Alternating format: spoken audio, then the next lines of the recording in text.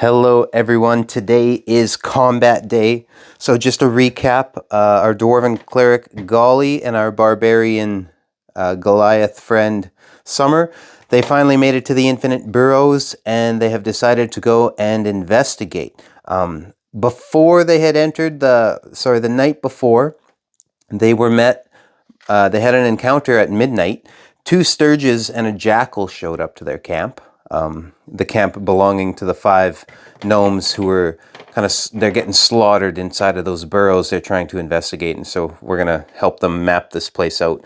And in the night, those Stirges showed up who were extremely friendly, and by a successful animal handling and a sacrificing of some rations, we have managed to join our 2 friends to the party, who we have decided to give names.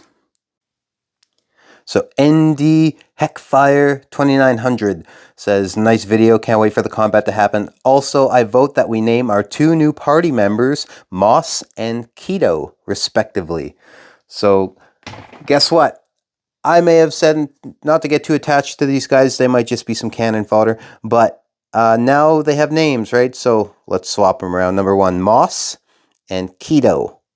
Our new companions, so maybe we want to keep them alive now. We have some attachment to these guys now that they're named. And they were following in behind their new kind of leader here, which was the dwarven cleric Golly. This is the closest thing I could find to a dwarven cleric in my little pack thing here, but that's who he'll be. Yeah, they're joining the party, and they're going to go investigate the dungeon. However, the evil map maker from the village of Barnemouth, who gave us the map for the first 6 floors, we approached him the day before asking if he would give us a guide down south, but he didn't. He just kind of gave us directions. But that tipped him off that we're going to be exploring the dungeon.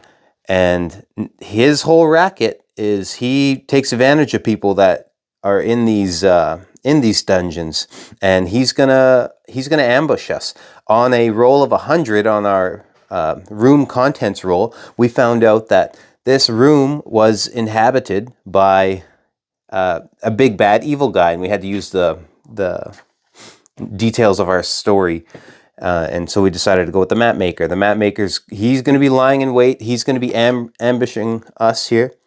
This is going to be our little map maker guy. He's going to be a bandit.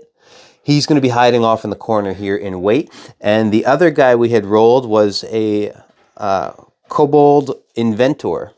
And he's going to be up on this little patch up here, awaiting the high ground, right? Here's our little Kobold Inventor guy. I got his little stat block here. So he's going to be kind of nasty to fight at a level 1. 13 hit points. Summer should be able to handle this guy, but if he can get one of these actions off that weapon invention, he's got a whole host of things he can choose from here to attack us with. So he's going to be a little nasty. Our marching order we had decided going into this dungeon was Summer is going to be leading the pack. And now she's got like her weapons and stuff ready because Golly's hiring her as security. And Golly, in the one hand, he's got like a shield ready, and then in the other hand, he's holding a lamp for light. And the rules of that lamp, I believe, are it casts 15 feet of bright light, and then an additional 15 feet of dim light. So we're going to be able to see almost everything in here. As of right now, as they enter, Sorcel enters the first square, kind of triggers initiation. And we're going to say that this Kobold Adventure, he's got the drop on them, right? He's going to kick off a surprise attack, and then we're going to roll for initiative on everybody here. As of right now, the light, they're not having any light. They're trying to stay hidden. So it's going to be Golly's got the light, and it's going to be about 5, 10, 15, kind of within this little radius here, right, of bright light.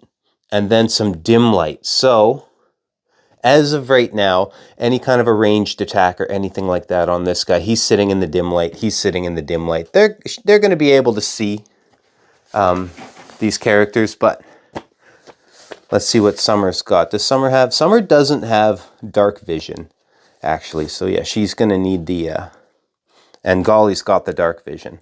So he'll be a little more useful if we don't have that light source in the future. But as of right now, it's dim light. She should have disadvantage on attacks and whatnot on things here, as well as like perception checks. So that's the way that's going to kick off. But for right now, let's get this Kobold surprise attack off on Summer. He's going to take her out.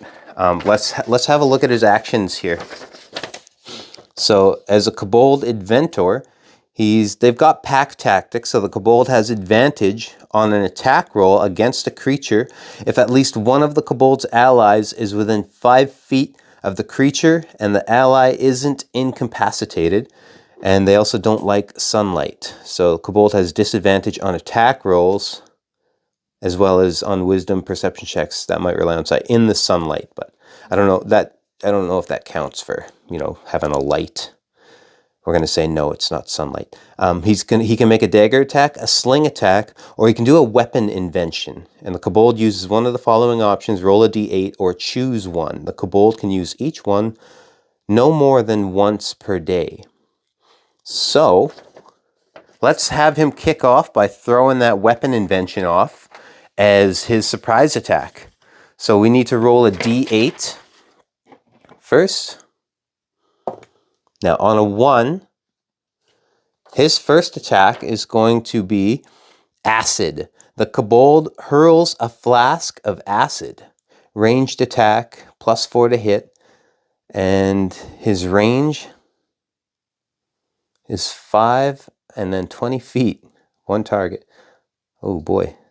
So his range, he's only good for 5 feet before...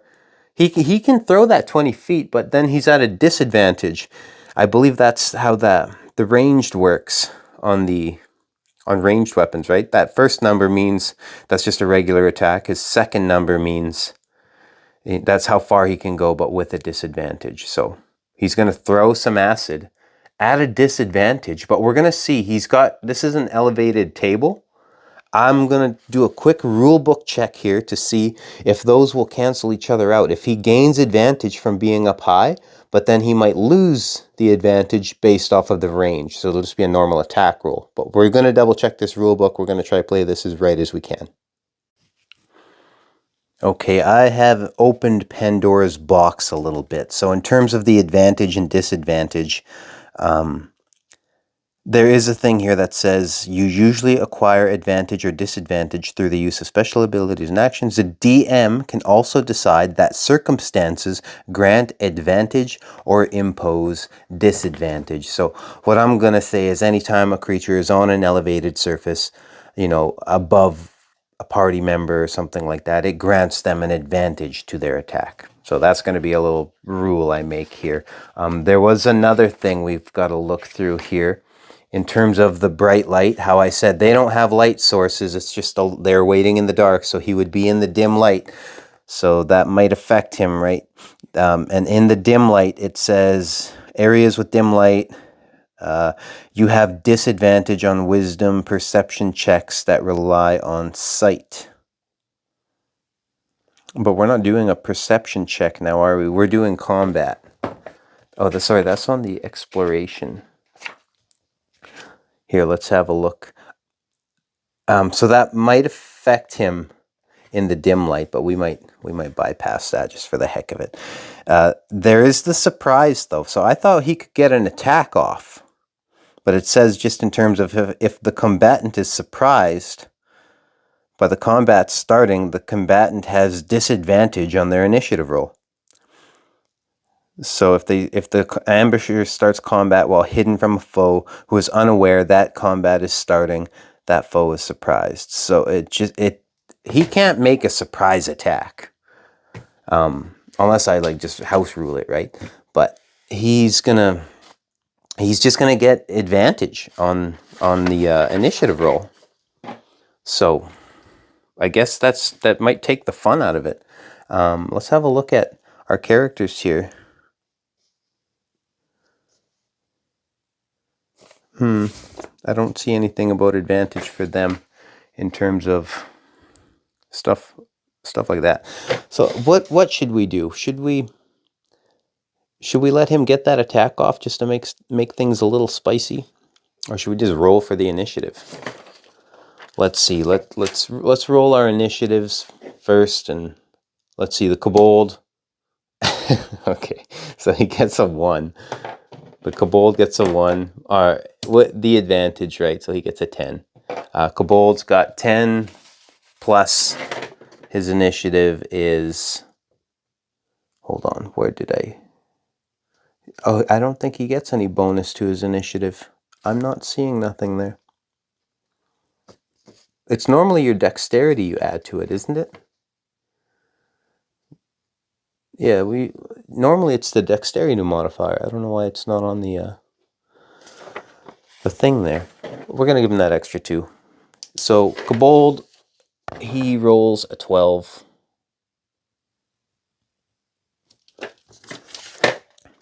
The bandit, a 20. I don't even need to roll a second time for him with the advantage. He just might go first then. So it might be the bandit getting a shot off first. Summer, 19, disadvantage, 20. Goodness. Okay, so she's got a 19. Plus she's got the +2 to the initiative, so she gets a 21, even with the disadvantage. So that would just mean her instincts are super honed. And let's roll for Golly. Ooh, off camera there. So 18. He's got a disadvantage. Or sorry, that was an 8. And then a 17 with the disadvantage. We got to go with the 8 minus 1. So he's got the 7. Golly rolled a 7. And these Stirges will just go back to back. So they got a 6 and then a 7. So a 6, 7, 6. What's their initiative? I need to prep things a little better, don't I, gang? Let's find these Stirges in the book. Whoops.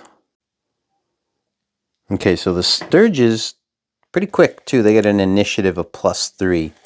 And on that 6, they have a 9. So they are going to go before Golly. I need a bigger table. So the Stirges rolled a 9. I'm gonna shuffle this around. I am gonna like force a little roll, because in my little narrative, right, they're waiting in lieu. Summer's gonna show up, and we're just gonna have the band or this Kobold go first anyway, almost exactly as we wrote it. We'll switch up the order from the Stirges and Golly just to follow the rules somewhat. But I'm going to say our bad guys get their attacks off first, just because, they're waiting to ambush. There's a reason why all these people are getting destroyed in this first room of the dungeon here. So it's going to be Kobold firing, bandit, and then we're going to go into Summer, the Stirges, and Golly, and that's going to be our attack order. So there's our prep all done. Let's go from there. Okay, let the battle commence. So he's got advantage with being on the elevated surface. He's also got dark vision. So let's have a look at the dark vision rule super quick, just for the sake of, not messing this up here. And we're going to come on back to I believe it's at the back of the book. And we're going to look for our dark vision. Dark vision. If you have dark vision, you can see in dim light within a specified range as if it were bright light, and in darkness within that range as if it were dim light. Okay, so he's got no disadvantage from light. Neither will Golly. Just Sorcel, and I believe these Stirges as well. Note, Stirges have dark vision, so it's just going to be Summer with the disadvantage anytime she is more than 15 feet away from Golly, which she doesn't want to be. She's trying to protect him. So because you can see in the dim light, or she would be basked in bright light, so he'd be able to see her. That's what that's going to be, right? So he just gains advantage on this first attack regardless because of the elevated surface. So on a 14 and a 5, he rolled a 14. And on the acid, right, +4 to hit, an 18. He's going to hit her. On a hit, roll 2d6 acid damage. Uh-oh. 7 points of damage right off the rip for Summer. So let's get her little sheet out here and track that. So this is Golly's page. So she's down to half hit points already. So we're going to write down 7 in her HP there just to track that. And this Kobold is going to stay up high. He's not going to move because why would he? He's got the high ground, right? He's still kind of in the dim light. Maybe he might surprise them a bit. That's his attack. We're going to check him off here off to the side. So bandit number 1 is, let's see what the bandits have in terms of vision and stuff like that. Maybe they have some dark vision themselves. So bandit number 1 does not have dark vision or anything like that. Oh, sorry, that's this guy throwing a big strong guy at us. So he'll have some disadvantage because he's, or no, well, yeah, I guess if he's like in the dim, that'll affect how he's able to see his own, his own bow and stuff like that. If he wants to do a crossbow attack. So he would have a normal attack with the range of 80, but because he's in the dim, he's going to have the disadvantage, right? Maybe he can't see his sights as clear unless he moves up. So we said within 15 feet, that would be 5, 10.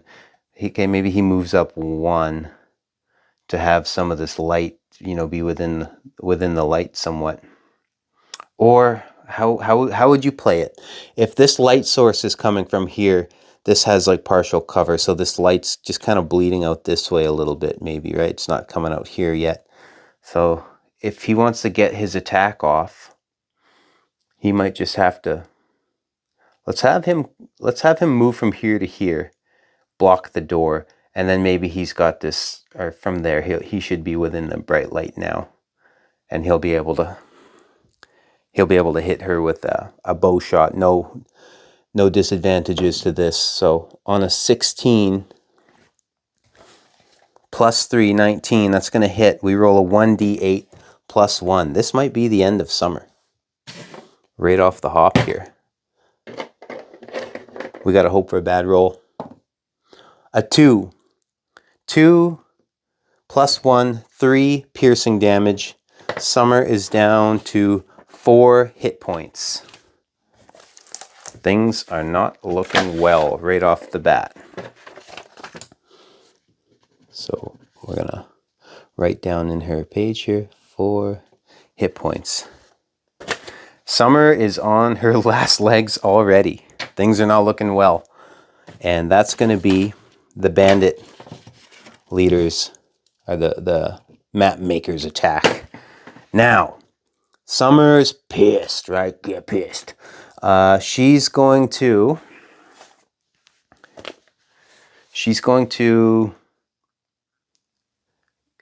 enter a rage. Yeah, she can use the rage.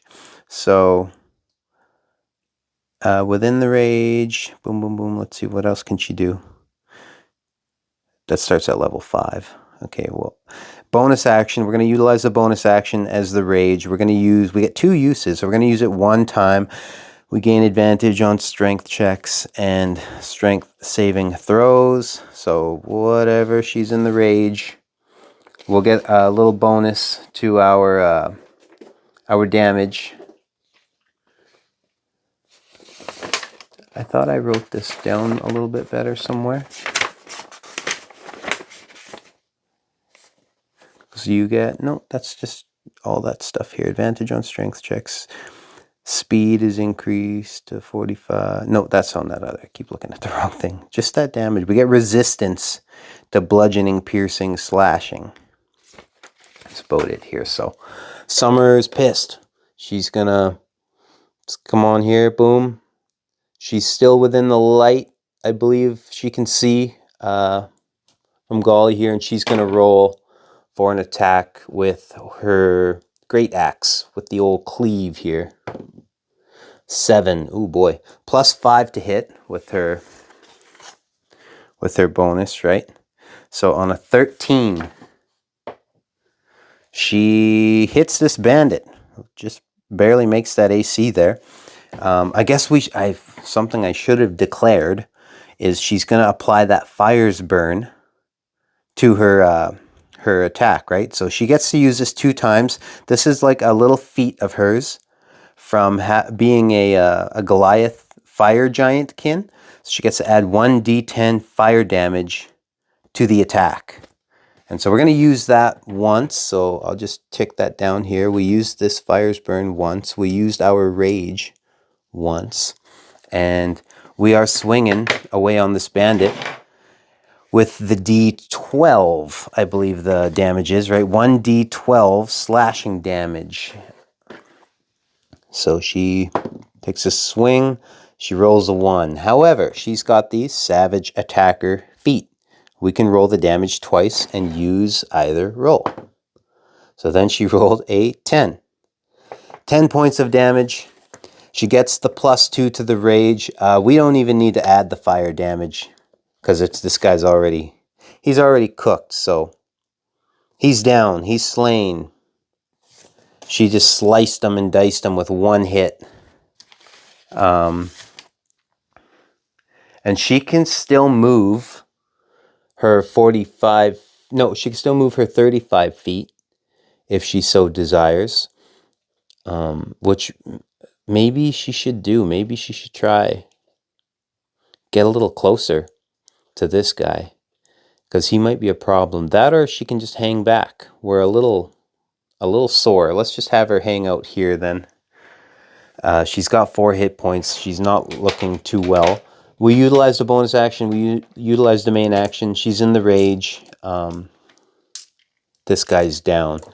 Now, next in our lineup is the Stirges. So the rules for the movement, I believe, is you can travel through your allies. You can't stop in a spot over them, but you can travel through them, from what I'm seeing. And we're going to employ that so that our Stirges can weasel their way through Golly. And Golly's just kind of like, hey, go forth, my valiant Stirges, and attack this kobold here. So, let's see. Number 1, what's their movement speed? Can they make it? I'm imagining they can make it, right? But let's make sure. Let's find the page here. Did I not put something on the page? There we go. So Stirges have a movement speed of 10. Oh boy, but they can fly 40 feet. Oh no, that's a swarm of Stirges. My bad. Yeah, these guys can... No, that's still the same. They can only move 10 feet, but they can fly 40 feet. So what does that mean? They can fly, but their speed is 10. I thought speed was movement. What's the fly speed then? Hold on, we're gonna learn a little something. I've never run like a flying character, I don't think. So let's come on down to the fly speed. The rule for... Let's back more. So flying... A variety of effects allow a creature to fly. While flying, you fall if you have the incapacitated or prone condition, or your fly speed is reduced to 0. You can stay aloft in those circumstances if you can hover. You can stay aloft in those circumstances. In the circumstances of being incapacitated or prone, I'm guessing. That's what that means. So if you have the hover... You won't fall if you're incapacitated or prone. Those would be the circumstances, right? So otherwise they would fall. But flying Fly speed can be used to travel through the air. Okay. Well, you can stay aloft until you land. While you have a fly speed, you can stay aloft until you land, fall, or die. So they can stay aloft. Okay, so they got a movement speed of 10, but they can fly 40. So he's just going to fly up, whatever, come off the ground 5 feet or so and fly on over to this guy, which would mean he's level, right? He's level with this guy now, being able to fly. So that's going to take away his advantage of being up here. So maybe the Stirge is gonna pop a shot off here. That would help us. So let's get the Stirge making an attack of, what can they do here, right? They've got, what's that say? Probiscus? Attack roll, +5.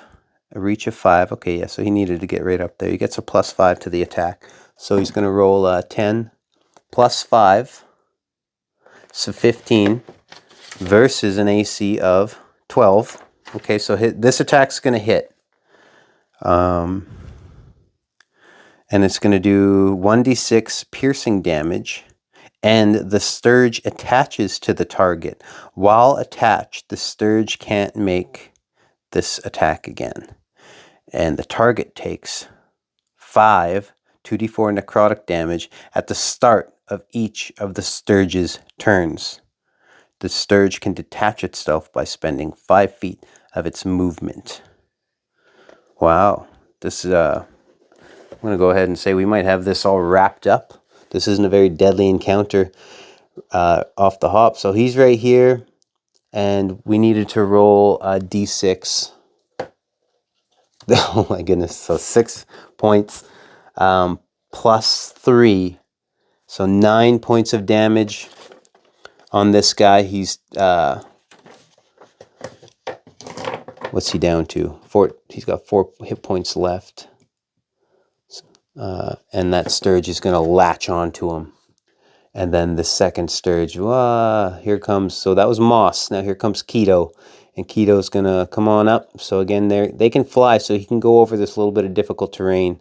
And he's going to latch on here.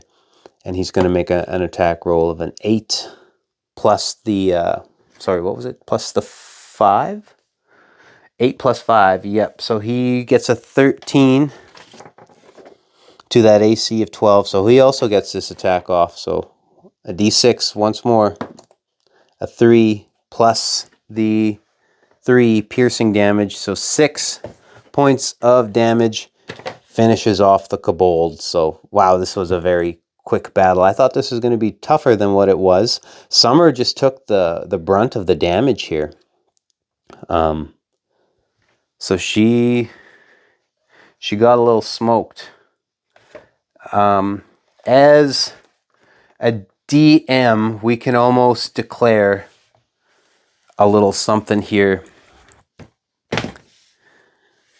Do we want to continue exploring this dungeon today? Or maybe we declare that, hey, we didn't really kill these guys outright. So the rule on that, I believe, is if you make an attack where your damage kind of rolls them over into the negative to the point of exceeding their health points, they're just dead.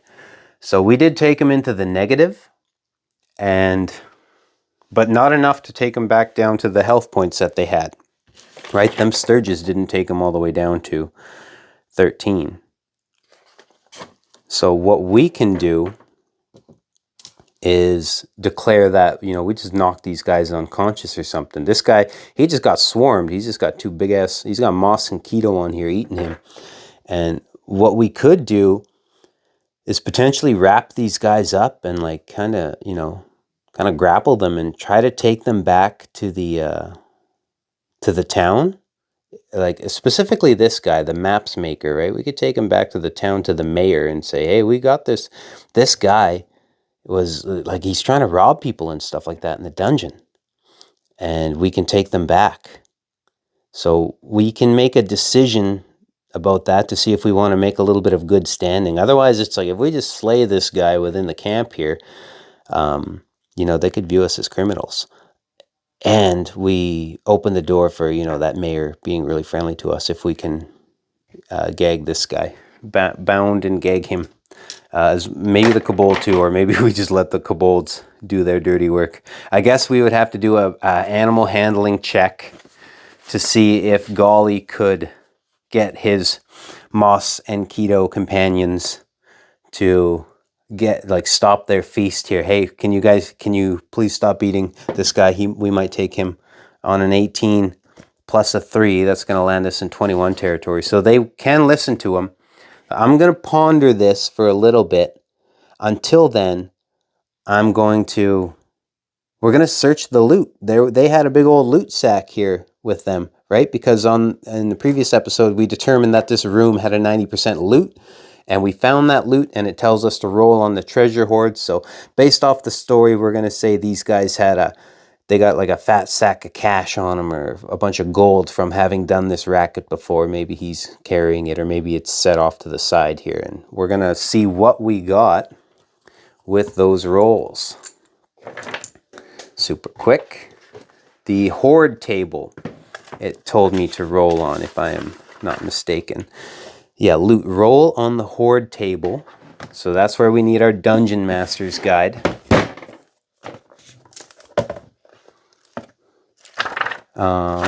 Let's see. It's on the rewards page, I believe. Adventure rewards is 120. So we're going to come here. Page 120. They have the random treasure hoard on. No one was over challenge rating level of 4. So we're going to roll on this table 2d4 times 100 gold pieces. And then we're going to see they might have a magic item. Look at a 1d4 minus 1. Maybe they had found somebody had found something in here before, and they managed to scoop that off of them. So 2d4, they got 1. Oh, come on, we need more cash than that. Plus 2. So we scooped up 300 gold pieces off these fellas. And if there is a magic item, it might be a little early for the magic items, but we'll roll on this. 4 minus 1. So 3 magic items. So this is like a mega dungeon. Let's write down on our loot here was 300 gold pieces plus 3 magic items. These magic items, don't think that they're all going to be big hitters. Sometimes they're strange things. Let's see, is it right off the rip? No, it's not. So I want to look for the magic item rule. Magic items. Let's just come up here to 216 is where the magic items are. We're going to roll on over. 216. Magic items, and there's a way to determine how much to give them. So, magic item rarity, there's the awarded by level chart, or down here, we already know there was 3 in that sack, and we're levels 1 to 4, right? We make a D100 roll 3 times to see what kind of magic items they have. So on a 4, they had 1 common. On a 51, they had another common.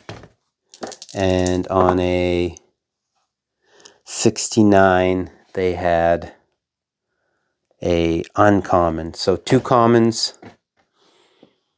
We're going to put 2 common plus 1 uncommon. Now, we need to see what they are. And I think you base it off of the creature sometimes, what it says they hold. Now, I printed this off because this guy was not in the Dungeon Master Guide. So I can't see the initial page that says what kind of like things they carry, right? What kind of relics and whatnot. Maybe we have to base it off of the bandit. So it says for the treasure, it's any. So that would include, like, you know, your magic items and stuff. So there are 4 categories for magic items, is what this is. Magic item categories 216. Going back to 216, a lot of book flipping, I know, I'm sorry. This is where PDFs would probably come in handy, right? There is... Those are gemstones. Oh, these just let you know all these categories of what they are. But there's 4 types, sorry, is what I'm trying to say. 4 types of them. Artifacts. Let's see. Sorry, this is a lot of solo gaming. You just kind of trying to find your stuff. Trying to flip through pages lots here. There was a table to like roll on all this stuff. Here we go. This is what I want for the random magic items table. Now it says right here, right? Roll a 1d4 to decide which table to roll on next. So we got 2. Let's figure out what our common was. So we had the common is going to be, I have to roll on a d4. So one of the commons, a 4, is a relic. So I need to roll for a random relic. Also, the other common is a 3, which is an implement.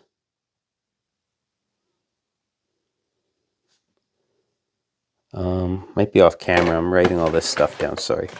I should be getting this in view. Very poor way of showing you guys stuff. And then finally, we need the last roll here. What's the bigger one? The uncommon one is also a 3. So another implement. So the uncommon magic item is an implement. An imp. Now let's find out what they are. So this is where we get to come to the table. So let's find out the relic first. These are arcana. These are the implements, but we'll come back to that. Let's figure out the relics. So we're going to come to the relics table. It was a common. I need to roll a D100. We rolled a 37. Sorry, again, I got to be showing you guys my rolls here. I'll roll these, slide these all up. A 37. And on a 37, a potion of animal friendship. Maybe we can keep growing our party. And old Golly Godsford's going to be more of a druid than anything. So, potion of animal friendship. And let's roll on back to the book here. Let's get to the implements table. We have a common and an uncommon. So on the common table, we need to do another D100. It's going to be a 76. Sorry, right there. 76 lands us at a prosthetic limb. Prosthetic limb. This is quite the haul. Right off the hop. And now let's come to the uncommon. At a 42, we have a... Oh, next page. Eyes of the Eagle. We have Eyes of the Eagle. Now, what a haul. What a sick haul, I would say. We have 300 gold pieces. That's going to tide us over. I don't feel a crunch time now to, you know, potentially get these guys all ready to go. It's, you know, you got to play day by day, otherwise you run out of coin. You'd have to go to the bank and pull out a loan, pay for your stay. Now we have 300 gold. I know my guys can pay for their stay for at least a month, so now we can kind of really take our time with prepping things. I don't got to keep hammering out like quick videos like this. Should we have a look at what these magic items kind of do here? So the potion of animal friendship. We'll have a look at the potions here. I overshot. Here we go, potions page. Potion of animal friendship. When you drink this potion, you can cast the level 3 version of the animal friendship spell with a save DC of 13. Agitating this potion's muddy liquid brings little bits into view: a fish scale, a hummingbird feather, a cat claw, or a squirrel hair. Okay, yeah. So we can make more friends potentially with the animal friendship. The prosthetic limb. I'm curious about what does that do? Prosthetic limb.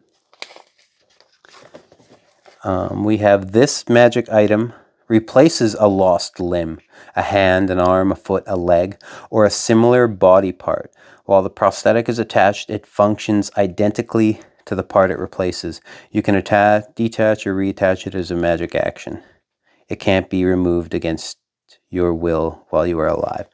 I guess that can come in handy if we ever lose a limb in this game. Which, how do you determine that? You know, it's something new I would learn there. And finally, let's have a look at Eyes of the Eagle. The eye in the hand of Vecna. Wouldn't that be crazy? Here we go, Eyes of the Eagle. So on this one, these crystal lenses fit over the eyes. While wearing them, you have advantage on wisdom perception checks that rely on sight. In conditions of clear visibility, you can make out details of even extremely distant creatures and objects as small as 2 feet across. Ooh, that's going to help our sight. Now, oh, they have a picture of it. It'd be a funny little look to rock. Now we have a pretty sweet haul. So on the one hand, it was a little nerve-wracking rolling that, you know, big bad evil guy room right off the hop here. But now we can almost decide to just backtrack out of this dungeon. You know, we've got one room cleared, one room explored of the of this dungeon. We have these two fellas, which can we have the kobold and we have the bandit guy. We could be tying them up. I could be doing a what's that? A strength check or something? A dexterity? What's the check for tying them up with a rope? We could be doing that and hauling them back to the town, to Barnemouth Village. Get thrown in the dungeon. Maybe they give us a hoorah. You know, thank you for saving us. And then we can come back and we can finish mapping out this dungeon later as well. I thought we were going to potentially find the map maker and stuff like that later in the dungeon, but as it played out, it didn't work that way. Oh, something else we have to do. We have to give ourselves the experience points. So the Kobold Inventor, he gives us 50. So between the two of them, 25 apiece. And then the Bandit also gets. We're not going to worry about leveling up the Stirges. They're just going to be Stirges. We didn't lose them, and we can, if we can keep passing some, you know, we keep feeding them and stuff like that, maybe they'll remain our friends with the animal handling checks and stuff. We have to decide some rules on having companions now. So I need to do a bit more studying and to decide what to do with these bandits, how the, you know, holding them captive, all this kind of stuff, how that's going to plan out, as well as how do we keep our Moss and Kito friends. But we got a sick old haul of coin, and we're doing pretty good here. So also 25 between the two, we're going to give us 12 apiece. And yeah, that's the video. Sorry if it was long, sorry if it was confusing. I may have done a lot of things wrong. I don't know. You guys let me know. Fill me in on the rules. Help me out. Help me learn this game, this system, and as for now, this all happened. That's going to be the lore we have. We're still here. we still got to tie these guys up. So just let me know what you guys think the rules are.